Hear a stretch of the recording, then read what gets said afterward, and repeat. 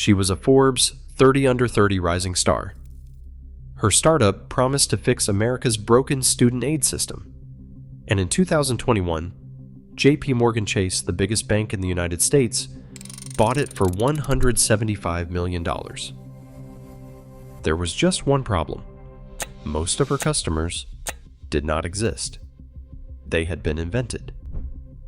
This is the story of how a 28-year-old founder sold a fake startup to the smartest bank on Wall Street, and how it cost her 7 years in prison.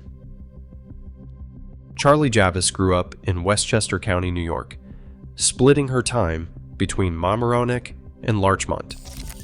By her early 20s, she was already chasing big ideas at the University of Pennsylvania's Wharton School.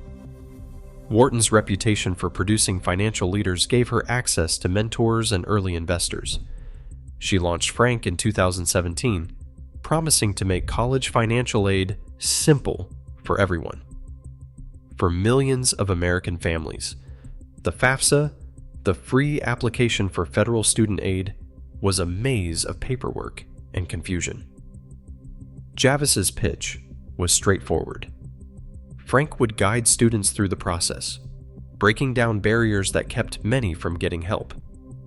She raised over $1 million in seed funding while still a student. By 2019, Forbes named her to its 30 Under 30 list in finance, praising her mission to democratize student aid. The press called Frank a must-have tool for Generation Z.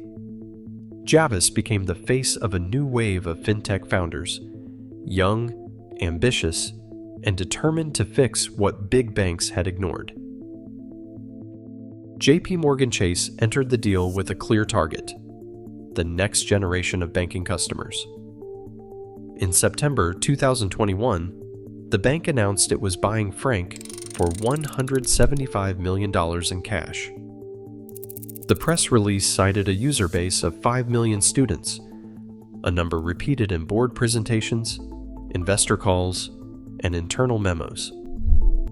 Frank's promise was access, a direct line to millions of college-age Americans, a group banks have struggled to reach.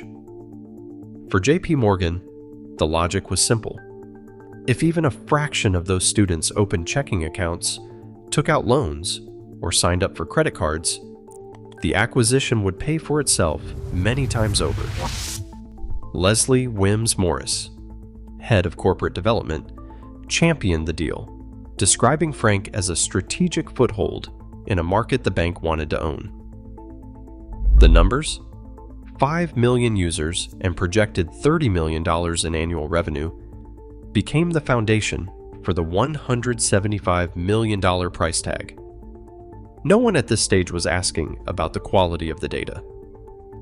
The deal closed in the fall. Frank was folded into JP Morgan's consumer banking division. The bank now believed it had a gateway to millions of young customers, on paper at least. In January 2022, JP Morgan's marketing team launched a mass email campaign targeting Frank's supposed user base. The plan was simple: introduce the bank to millions of new student customers, as promised in the acquisition. But the results triggered alarm almost immediately.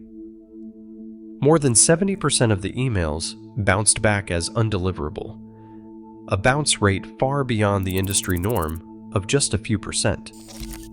An email bounce means the message never reaches its recipient, usually because the address doesn't exist. For a list advertised as 5 million strong, this was a glaring red flag. Internal analytics showed that only a fraction of the addresses were real. The team ran verification tests, hoping for a technical glitch, but the numbers didn't budge. What was supposed to be a routine marketing push quickly became a crisis. The bounce data pointed to a deeper problem. The user list at the heart of the $175 million deal might be mostly fiction. JP Morgan's internal audit left little doubt. In December 2022, the bank filed a civil lawsuit in federal court. The complaint laid out the core accusation. Frank's leadership, including Charlie Javice and Chief Growth Officer Olivier Amar, had misrepresented the company's user base to secure the sale for $175 million. The suit alleged that nearly 4 million accounts were fabricated, not real students seeking financial aid. In the months that followed, criminal charges arrived.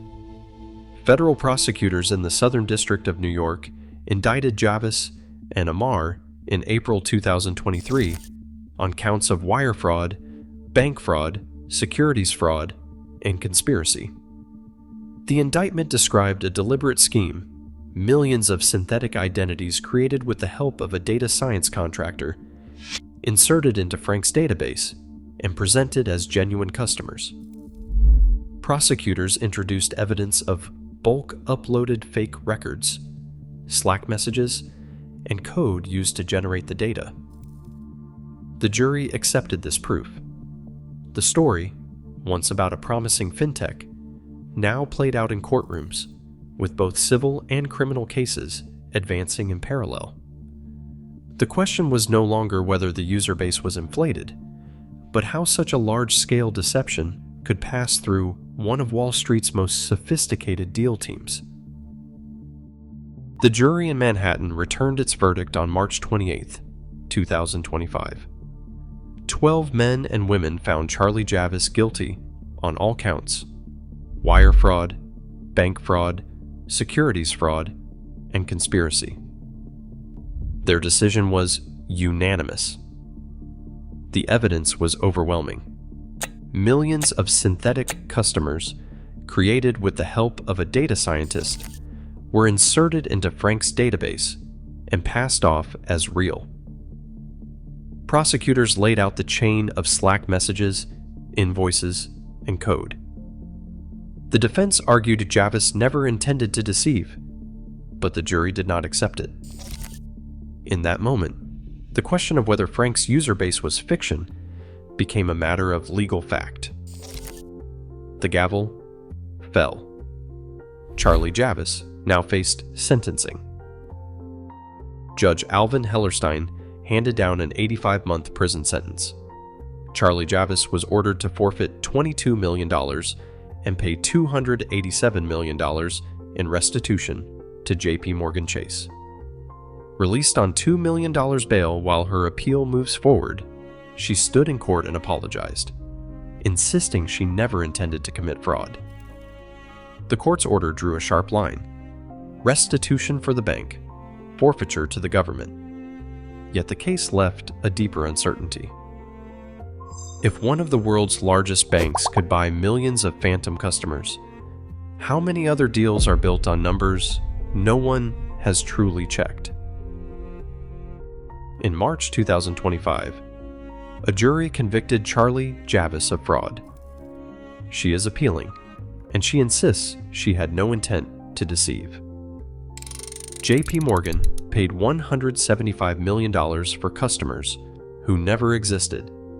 How many other deals hide numbers that aren't real? Share your thoughts below.